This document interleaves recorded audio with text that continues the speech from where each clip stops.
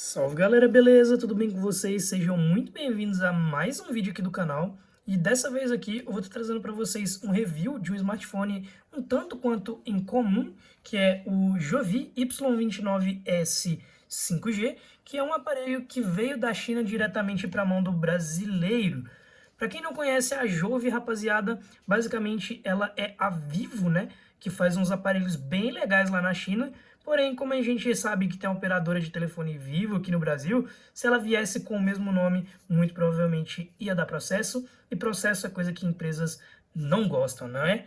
Mas, basicamente, ela veio para o Brasil, ela trouxe, sim, seus smartphones para o Brasil e trouxe com uma qualidade incrível que ela fazia já lá fora, tá? Não perde em nada para a qualidade de construção dos aparelhos que a gente tem aqui no Brasil e eu vou mostrar um pouquinho desse smartphone para vocês. Como eu disse para vocês, o modelo que eu tenho aqui em mãos é o Jovi Y29S 5G. Ele porta aqui a Origin OS 6 diretamente para os nossos dispositivos. Essa versão já está usando o Android 16, ou seja, é bem atualizado.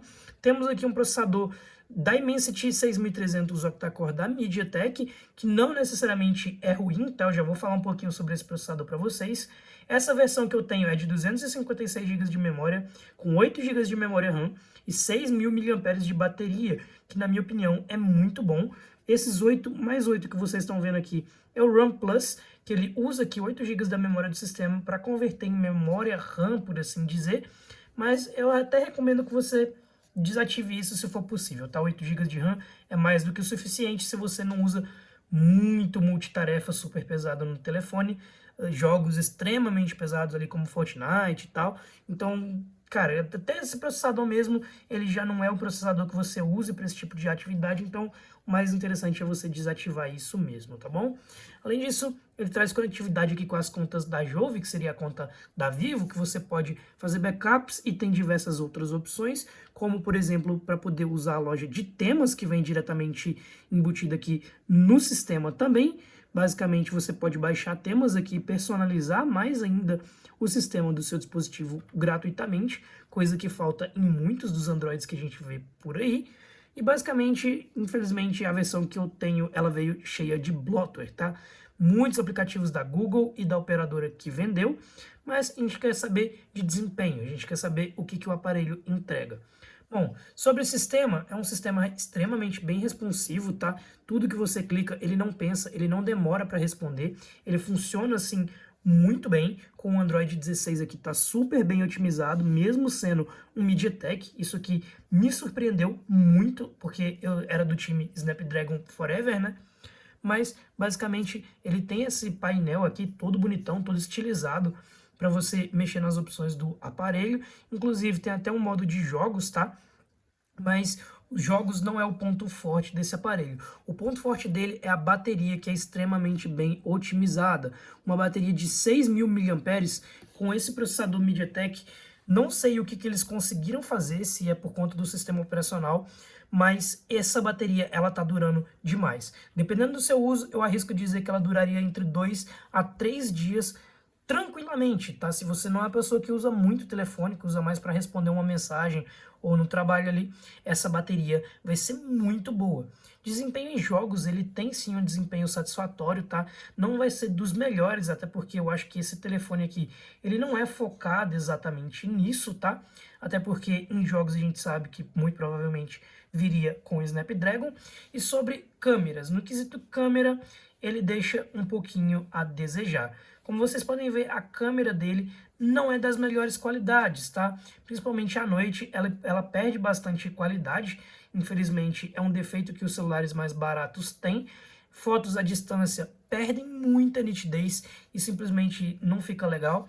Ela tem aqui até um zoom aqui de 2x, mas eu nem recomendo que se use, porque esse zoom realmente ele não é muito bom, tá? Não é um zoom óptico, é um zoom digital. Então não adianta muita coisa, tá? Aqui só realmente como opção. Mas de ponto forte é que ele tem o NFC, então você consegue usar ele para pagamentos por aproximação.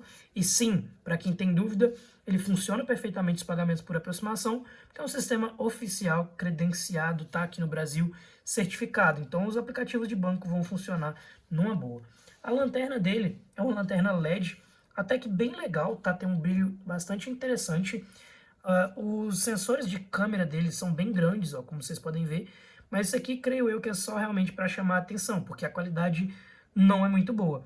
Inclusive, tá até anotado aqui, ó, a película você pode usar na tela dele de um A6 ou do A7 da Samsung, porque vai ser compatível, porque creio eu que basicamente a tela é a mesma, tá? Tirando esses detalhezinhos, é um aparelho realmente muito bom, com desempenho muito ok, uma construção muito bonita. Eu achei sim ele um aparelho muito bonito, esse acabamento um pouco mais fosco, né, dá um charme bem bacana para ele, apesar de eu não ter uma câmera tão legal para gravar para vocês, ele é muito bonito. O sistema realmente me agradou muito de usar, usei ele mais ou menos durante um mês para poder testar.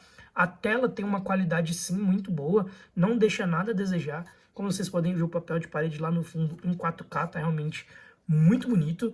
E o sistema, cara, impecável. A Origin OS conseguiu otimizar muito bem esse telefone. Ele realmente funciona para tudo: ligações, redes sociais, pagamento, trabalho.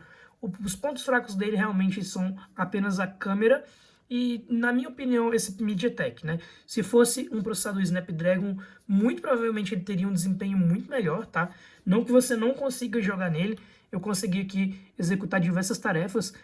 Joguei ali o Mobile Legends Bang Bang, você consegue jogar na qualidade média alta sem muitos problemas e consegue até mesmo executar emuladores aqui, que a emulação costuma ser um pouco mais pesada, mas a gente conseguiu jogar jogos aqui como Resident Evil 4 e até mesmo o próprio Dragon Ball Z Budokai Tenkaichi 3, que são bem chatinhos de emular, mas ele rodou até que muito bem com o Aether SX2, que é o emulador de Play 2 que a gente tem para Android hoje em dia, e ele apresentou sim um desempenho bem satisfatório.